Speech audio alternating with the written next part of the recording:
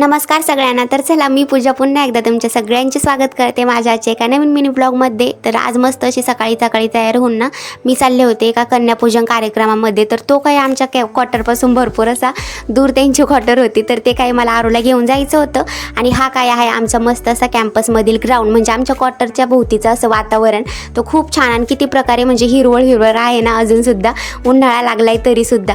तर काहीतरी मस्त असं त्यांच्या घरी पोहोचलो, तिथं काहीतरी कार्यक्रम छानपैकी झाला आणि आरुनी मस्त असं तिथं खाल्लं पिल्लं आणि छान प्रकारे ताईंनी कन्यापूजनचा कार्यक्रम खूपच छान केलता आणि सगळ्यांना मस्त असे गिफ्ट पण वाटले होते। आणि आरू मॅडमनी तिथं काहीतरी त्यांना उद्योग वाढून आलीच होती खूप अशी काही मस्ती करून। आणि इथं म्हणजे आज रामनवमी होती ना, यामुळं तिथं काही मंदिरात गेलो आमच्याच ग्राउंडच्या आणि मस्त असं पाया पडलो आणि फायनली घरी आलो। आणि हा काही दिला होता आरूला गिफ्ट, तिथं म्हणजे कलर्सचा बॉक्स होता छान प्रकारे।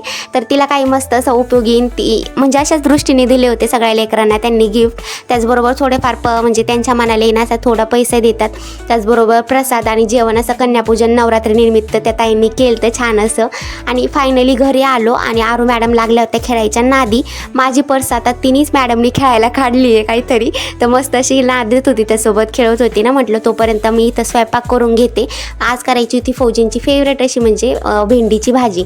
तर मसाला भेंडी करायची होती, तर ती काय केली। दुपारचं जेवण झालं आणि 4 वाजता पावसाने पुन्हा एकदा हजेरी लावली, तर भरपूर असा तुफान पाऊस झाला बाई। इकडच्या नागालँडच्या वातावरणाचं खरंच काहीच सांगता येत नाही बघा। आता उन्हाळा आहे आणि किती मोठा पाऊस चालूच आहे इकडं अजून पण। तर भरपूर असा पावसाने पाणी करून टाकलं। तर चला आजचा ब्लॉग इथंच थांबवते आणि याविषयी संपूर्ण असा ब्लॉग आपल्या चॅनलवर ऑलरेडी अपलोड झालेला आहे। तर पाहिला नसेल ना तर नक्की चेकआउट करा। आणि आजचा व्हिडिओ कसा वाटला ना मला नक्की सांगा कमेंटमध्ये। त्याचबरोबर आपले ब्लॉग्स आवडत असेल ना तर नक्की लाईक शेअर आणि सबस्क्राईबसुद्धा करत चला, जेणेकरून तुमच्या एका लाईकमुळं मला खूप मोठं प्रोत्साहन भेटत चालतं। तर चलो भेटत जाऊ ब्लॉगमध्ये, तोपर्यंत बाय बाय।